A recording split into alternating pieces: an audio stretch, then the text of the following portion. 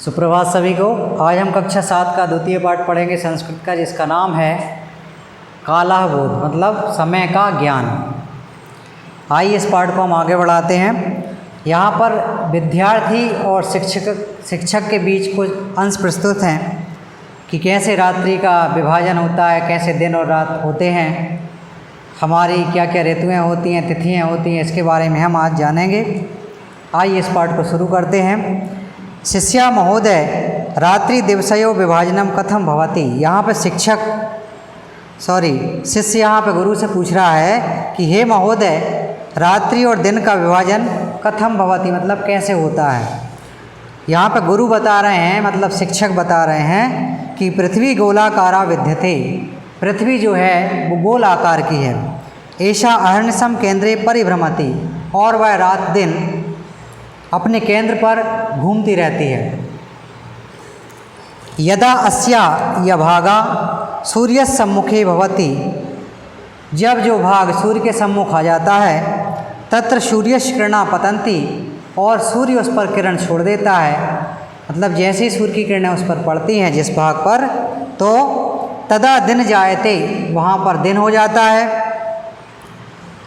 और यस्मिन भागे किरणा ना पतंती, जिस भाग में सूर्य की किरणें नहीं पड़ती हैं, तत्र अंधकारा भवति, वहाँ अंधकार हो जाता है।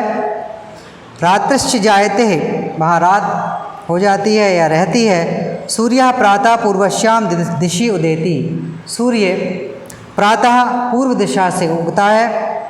सायं च पश्चिम दिशि अस्तम गच्छति, और पश्चिम दिशा में अस्त हो जाता है। एव सूर्यस्य उद्यांतरम दिनस्य अनंत अस्या अंतरम रात्रि ज्ञानम भवति। इस तरीके से दिन और रात का जो है विभाजन होता रहता है। दिवानी शार में जनः विविधा क्रिया संपादयन्ति, इस तरीके से दिन और रात की जो क्रिया है वह संपादित होती है, पूर्ण होती है। शिष्य यहाँ पे पूछ रहा है सप्ताहे कति दिनानि भवन्ति, सप्ताह में कितने दिन होते हैं। यहाँ पे गुरु कह रहे हैं सप्ताहे सप्त दिनानि सन्ति, सप्ताह में 7 दिन होते हैं। तेषा नामानि तु, और वो कहते हैं इनके नाम कुछ इस प्रकार हैं। रविवासरः, सोमवासरः, मंगलवासरः, बुधवासरः, गुरुवासरः, शुक्रवासरः, शनिवासरः चेति। इस तरीके से वो 7 दिन के नाम बताते हैं। शिष्य फिर पूछता है वर्षे कति मासा भवन्ति, वर्ष में कितने माह होते हैं। गुरु बताते हैं कि वर्षे 12 मासा भवन्ति, वर्ष में 12 महीने होते हैं। तेसा नामानि तु, और इनके नाम हैं। यहाँ पे गुरु अपने शिष्य को 12 महीने के नाम बताते हैं। चैत्र वैशाखा, वो बताते हैं कि चैत्र, वैशाख, ज्येष्ठ, आषाढ़, श्रावण, भाद्रपद, आश्विन, कार्तिक और मार्गशीर्ष, पौष, माघ, फाल्गुन आदि, ये 12 महीनों के नाम हैं। तो यहाँ पे शिष्य पूछता है तिथियां कति भवन्ति, तो तिथियां कितने प्रकार की होती हैं। गुरु कहते हैं प्रतिपक्षम तिथियां पंचदशा भवन्ति, तिथियां जो होती हैं 15 होती हैं।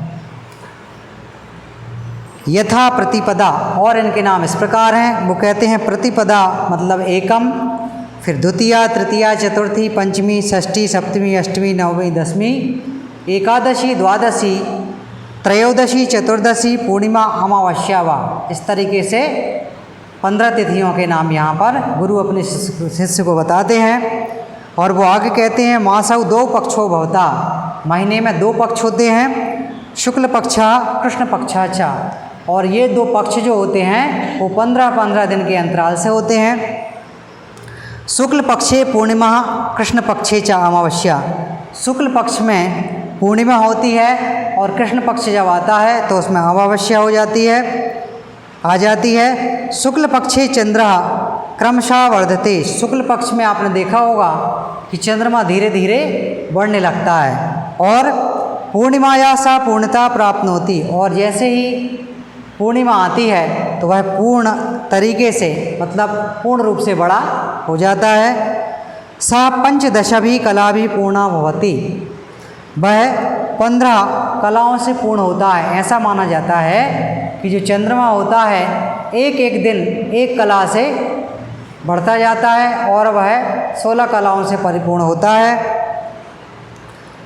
कृष्ण पक्षे च क्रमशः क्षयं प्राप्नोति, परंतु जैसे ही कृष्ण पक्ष शुरू होता है तो चंद्रमा का जो आकार होता है वह धीरे धीरे क्रमशः घटने लगता है, छोटा होने लगता है चंद्रमा। प्रतिदिनम तस्या एका कला क्षीयते, और कृष्ण पक्ष में धीरे धीरे चंद्रमा की एक कला क्षीण होती जाती है, घटती जाती है और उसका आकार भी कम होता जाता है। अमावस्या सा पूर्ण रूपेण लुप्ता भवति, और अमावस्या आते आते वह पूर्ण रूप से लुप्त हो जाता है, मतलब अंतरिक्ष में जो है अंधकार व्याप्त हो जाता है। शिष्य यहाँ पे पूछ रहे हैं वर्षे कति ऋतुआ भवन्ति, वर्ष में कितनी ऋतुएं होती हैं। गुरु कह रहे हैं चैत्र वैशाखयो,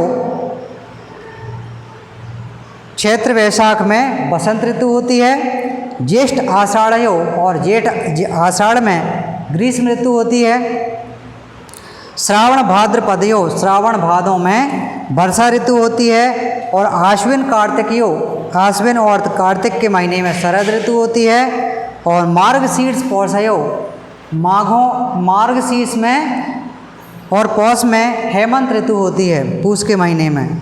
माघ फाल्गुनयो, माघ और फाल्गुन के महीने में शिशिर ऋतु होती है। एवं षड ऋतवा भवन्ति, इस प्रकार से ये 6 ऋतुएं होती हैं।